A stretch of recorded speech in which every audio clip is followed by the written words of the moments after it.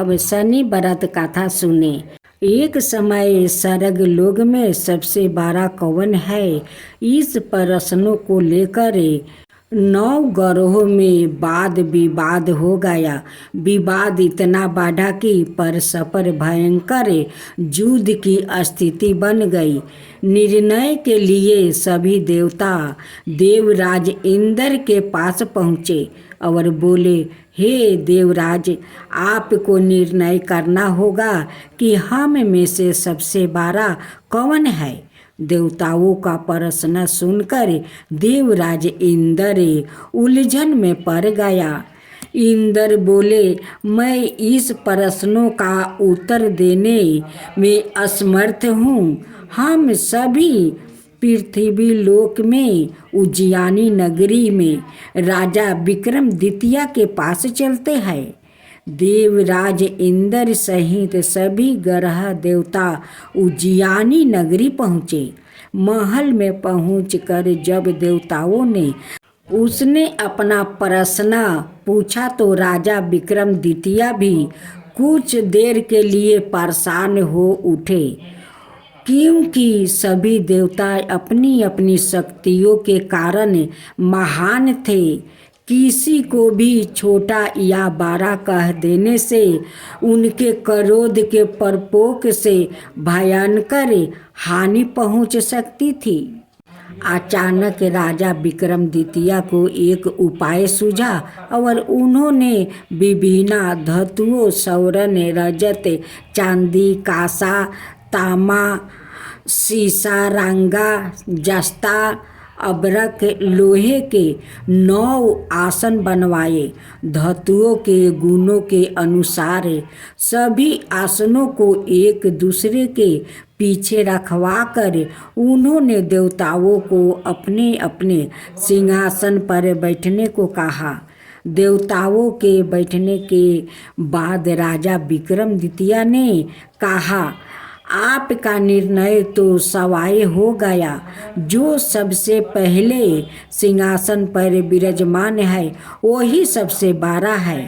राजा विक्रमादित्य के निर्णय को सुनकर शनि देवता ने सबसे पीछे आसन पर बैठने के कारण अपने को छोटा जानकर क्रोधित होकर कहा, राजा विक्रमादित्य, तूने मुझे सबसे पीछे बैठाकर मेरा अपमान किया है। तुम मेरी शक्तियों से पराजित नहीं हो। मैं तुम्हारा सर्वनाश कर दूंगा।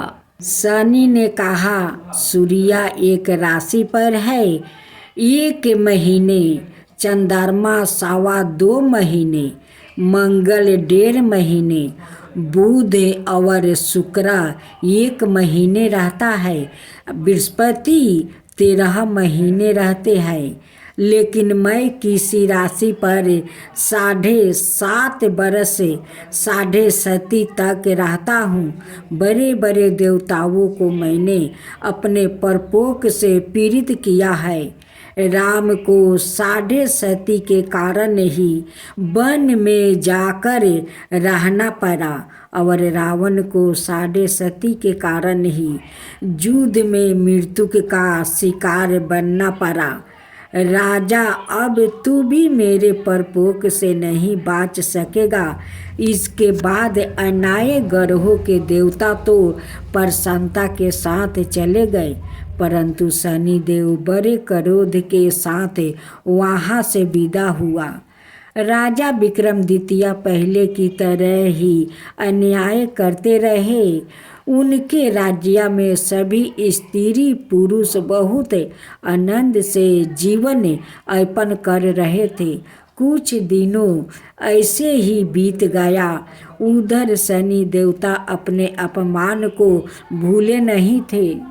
विक्रमादित्य से बदला लेने के लिए एक दिन शनि देव ने घोड़े के व्यापारी का रूप धारण किया और बहुत से घोड़ा के साथ उज्जैनी नगरी पहुँचे।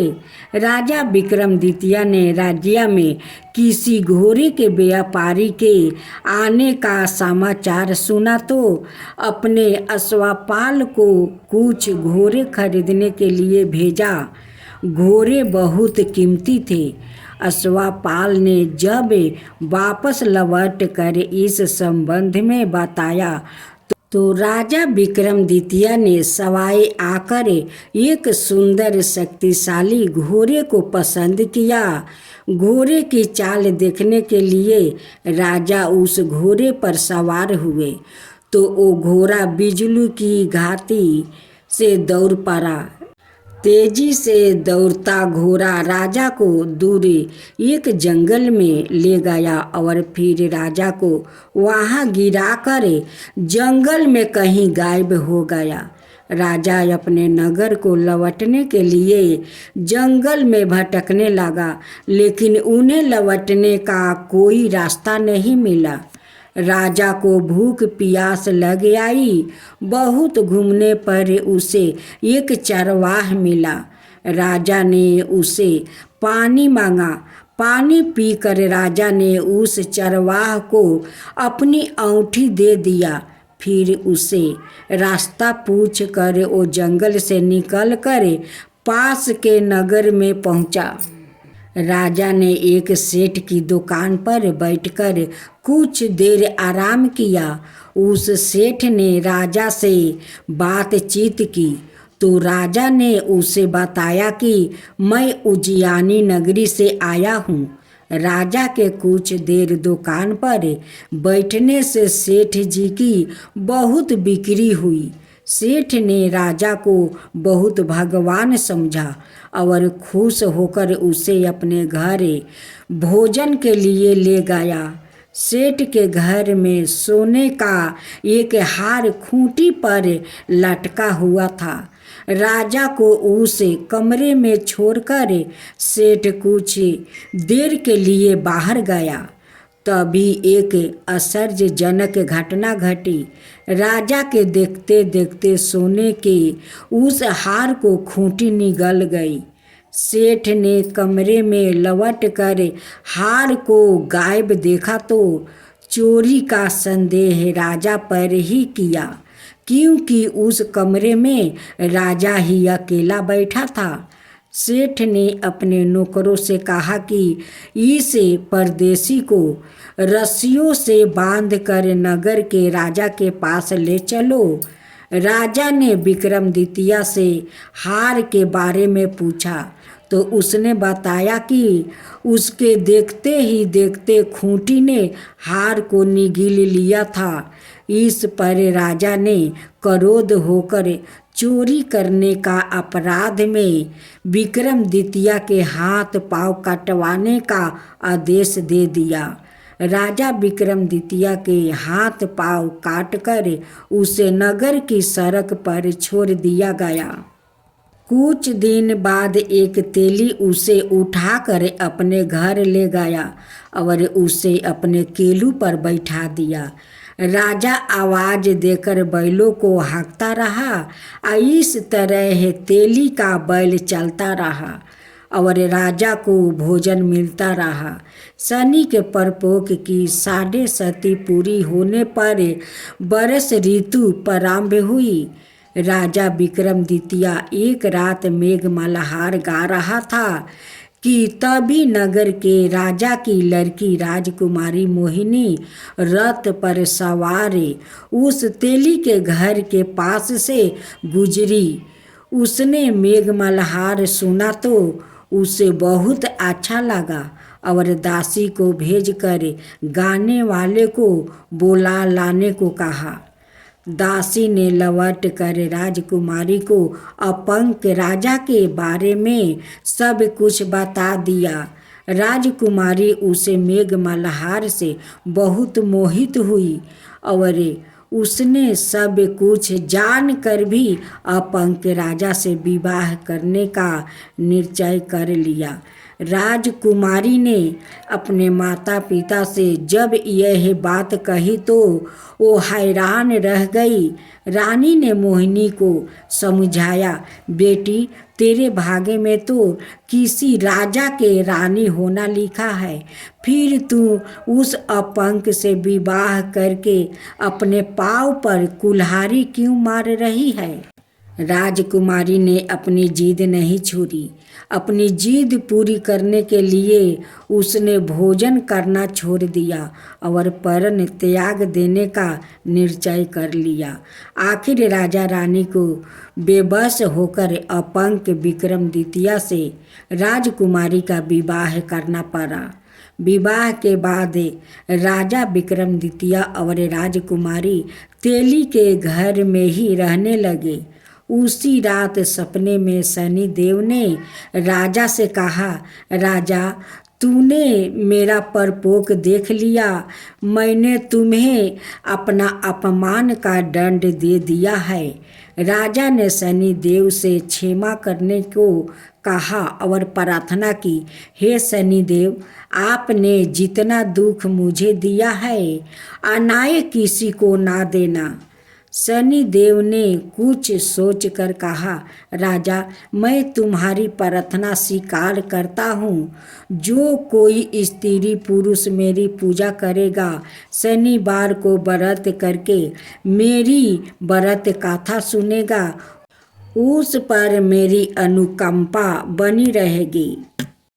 प्रात काल राजा विक्रमादित्य की नींद खुली तो अपने हाथ पांव देखकर राजा को बहुत खुशी हुई।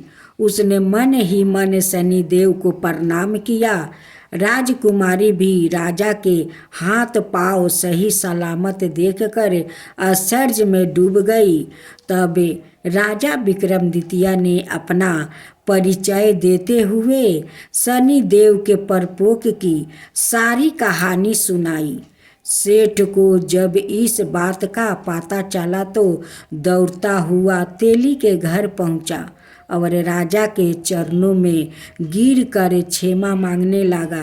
राजा ने उसे क्षमा कर दिया, क्योंकि यह सब तो शनिदेव को परपोक के कारण हुआ था। सेठ राजा को अपने घर ले गया और उसे भोजन करवाया।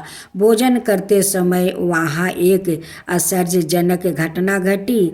सबके देखते देखते उस खूंटी ने हार को उगील दिया। सेठ जी ने अपनी बेटी का विवाह भी राजा के साथ कर दिया और बहुत से स्वर्ण आभूषण धन आदि देकर राजा को विदा किया। राजा विक्रमादित्य राजकुमारी मोहिनी और सेठ की बेटी के साथ उज्जैनी नगरी पहुँचे तो नगरवासियों ने हर्ष से उनका स्वागत किया। अगले दिन राजा विक्रमादित्य ने पूरे राज्य में घोषणा करवाई कि शनि देव सबसे देवों में सर्वश्रेष्ठ है। प्रत्येक स्त्री पुरुष शनिवार को उनका व्रत करे और व्रत कथा अवश्य सुने। राजा विक्रमादित्य की घोषणा से शनि देव बहुत प्रसन्न हुआ। शनिवार का व्रत करने और व्रत कथा सुनने के कारण सभी लोग की मनोकामना शनि देव की अनुकंपा से पूरी होने लगी। सभी लोग आनंद पूर्वक रहने लगा।